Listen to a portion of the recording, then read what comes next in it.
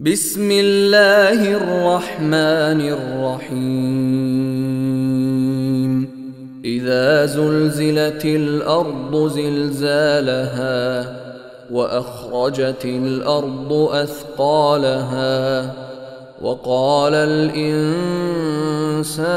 ما لها يومئذ تحدث أخبارها بأن ربك أوحى لها يومئذ يصدر الناس أشتاتا ليروا أعمالهم فمن يعمل مثقال ذرة خيرا يره ومن يعمل مثقال ذرة شرا يره.